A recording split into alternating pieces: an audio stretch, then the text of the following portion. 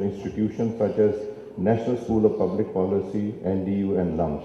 In addition, specific trainings are also conducted through police training schools, Shahada, and Secretariat Training Institute. I must tell you that in 2014, previously when I got the opportunity to be the speaker, we started a course. Each and every employee of the National Assembly of Pakistan had to sit in that course to read the Constitution, the rules of business. To my surprise,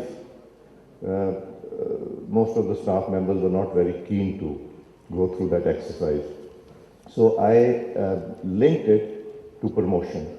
Anyone who does not attend that course of reading the entire Constitution clause-wise and to understand is not going to be promoted. So we did that, and to our surprise, later on they came to me and said, we wish we'd done it earlier. And initially they were resisting it.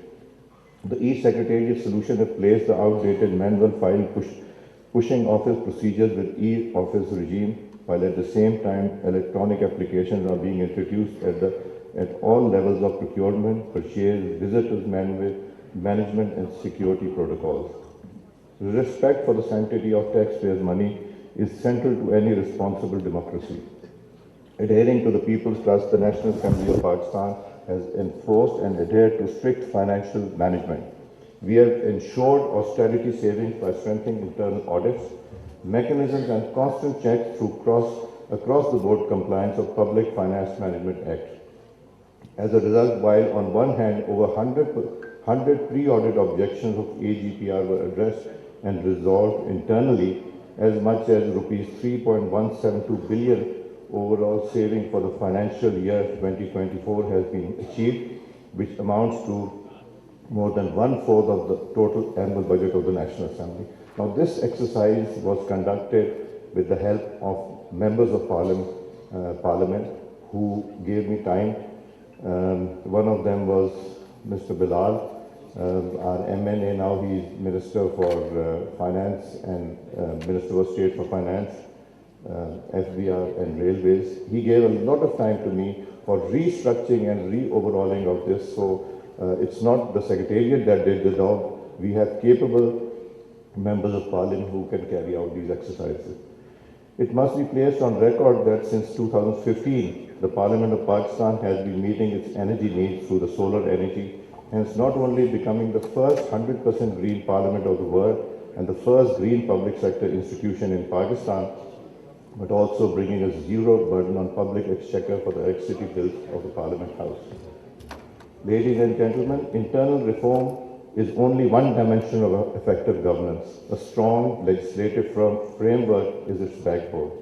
Over the years, Parliament has enacted and strengthened laws aimed at accountability, transparency, and fiscal discipline. Through right of information laws, we empowered citizens to act as auditors of the state.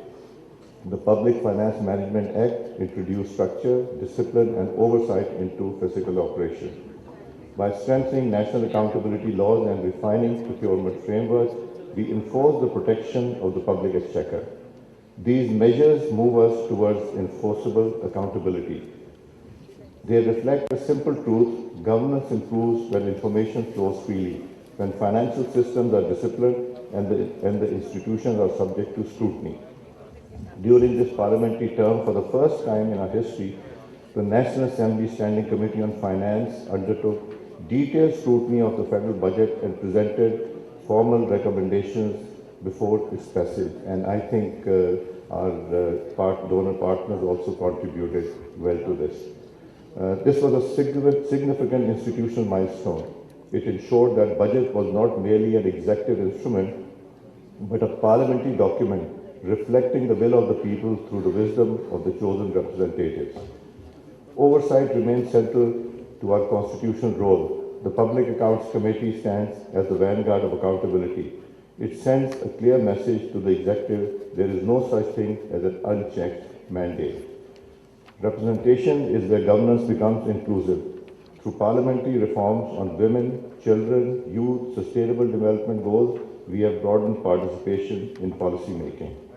And this I must appreciate Professor Ahsan Iqbal's support in SDG, the secretariat that was established in the National Assembly of Pakistan. Now it has been replicated in all the provincial assemblies of Pakistan. Through civic engagement initiatives, parliamentary studies programs and internships, we are bringing citizens into direct contact with parliamentary process. Democracy must be lived to be trusted. Now this is an exercise which we conducted, we started in 2014, our internship program. This year we advertised, we got 50,000 applications for unpaid internship in the National Assembly of Pakistan.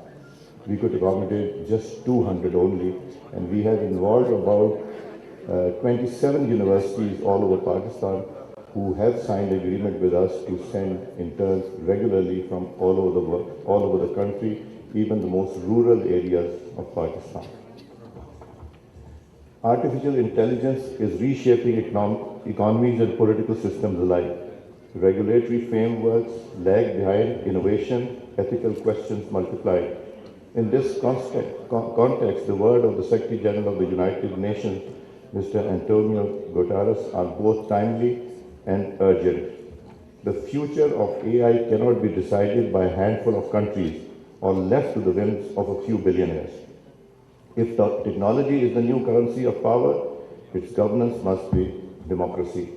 Pakistan must advocate for a global digital architecture that is inclusive. We must ensure that artificial intelligence serves the many, not the few. Developing countries must have voice in shaping global norms. Parliament must build capacity to legislate on data protection, digital rights and responsible innovation. If we fail to act, inequality will deepen. If we legislate wisely, opportunity will expand. Ladies and gentlemen, the changing world also calls for proactive parliamentary diplomacy. Through engagement in multilateral parliamentary platforms such as IPU, CPA, and bilateral parliamentary friendship group, we are strengthening Pakistan's democratic voice. By engaging directly with legislators across the world, we are telling Pakistan's story of resilience and reform, fostering essential international cooperation. In an interconnected world, legislative cooperation on climate change, trade, development, finance, and migration enhances collective resilience. Pakistan's place in this evolving order must be confident and constructive. We must diversify partnerships, strengthen regional connectivity, champion multilateralism, invest in human capital, and above all, reinforce institutional credibility at home. A strong parliament enhances Pakistan's standing abroad. Investors seek predictability. Partners seek continuity. Both rest on institutional strength. Effective governance is not about grand declarations. It's about disciplined systems, transparent processes, accountable leadership. When parliament is strong, democracy is stable. When democracy is stable, governance is credible. And when governance is credible, nations progress. I hope this forum not merely diagnoses challenges, but commits to institutional solutions.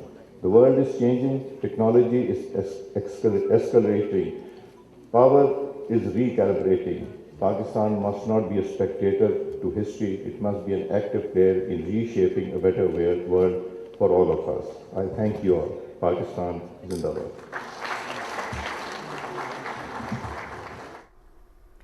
Pakistan governors forum 2026 से speaker कौमी assembly सरदार अयाज सादिक खिताब कर रहे थे। उनका कहना था कि हमने स्पीकर के कुछ इख्तियारात को कमेटी के